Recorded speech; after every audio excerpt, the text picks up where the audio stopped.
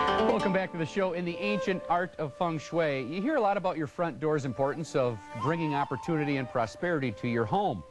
But the back door also has a great deal of influence. Feng Shui expert Carole Hyder is here to explain, and this is a sad, sad story of the poor, neglected back door. It's true. Is that true? It is true. Well, explain this. Why is the back door of your home or apartment, you're saying, of such importance in maintaining that level of Feng Shui? There's actually sort of a dichotomy here. We want the back door to be important, to be workable, to be attractive. But on the other hand, we don't want it to upstage the front door. We don't want grandstanding on the back door's behalf, because that will throw everything out of balance. That's right. Okay. Because the front door is the most important. Door. It's metaphorically where your opportunities come in. But in many cases, the back door is the door that's used the most, because your garage is back or your garage is attached, and it would make sense that you would come in and out of that side door, that secondary door. Can be very busy place. Well, you brought some tips with you here, and you say having a back door is important because it represents circulation and flow, and that's kind of what we were just talking about, how it's busy. I mean, it is. Yes, but, you know, people live in condos and they live in apartments or they live in efficiency places and they don't have a back door.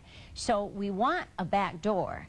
And you know, sometimes you can, like, create one. So, you know, the shift in how a place would look without a back door, and then when a back door is put on, which I believe is the next, you know. Look what happens. Wow. I mean, it's like it's like an extension to the house. It really is. Yeah, and you know, that isn't terribly out of the realm of possibility in terms of financial commitment, but it totally shifts the house inside and the experience outside. But that said, if you're in an apartment and a condo, you can't do that. Right. Yes. So there are some other things you can do.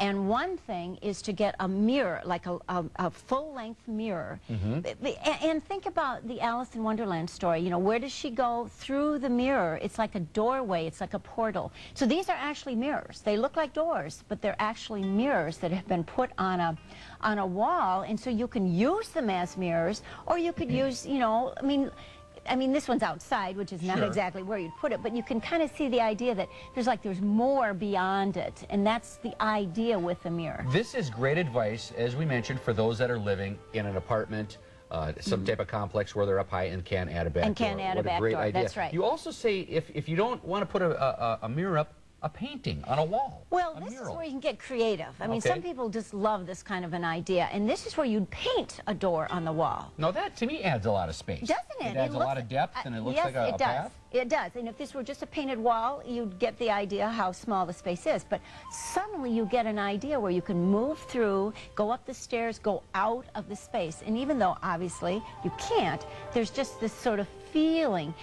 This painted mirror? This is actually another door that has been painted on the wall. There is no door there, but it is painted on there, like the little knob and all that. It looks like there's a door, but there is no door. Like a window to another room. Almost. Beautiful. Yeah. Okay, tip number 4, you say the back door should not be the same color as the front door so as to diminish the importance of the front of the house. That's kind of what we were talking about. That's right. You don't want to one-up the front door. That's right. And so if you have a nice back door, you know, here's a back door. Well, let's hope that isn't more attractive than the front door. You want the front door to be even more dramatic. But this is a very nice thing. And this leads us to the last point, which is that many times that back door is neglected. Because people think that, well, just because it's the back door where only we use it, it doesn't have to look very good. So the lock doesn't work, it's run down, it's, you know, an area to attract clutter. Clutter, all of that. That's like ours at our house. That's the place where all the coats are hanging, the shoes are right there, and it doesn't make sense because it is the busiest door. It's the busiest door, and it's many times your first introduction to your own house. And you want to have that great experience coming in. All right, very good. Well, thank you so much for coming in. It certainly has cleared up a lot of misunderstanding I had in the battle between the back and the front door. You can use your back door. Just don't ignore that front. That's right. Thank you so much. You're welcome. Appreciate it.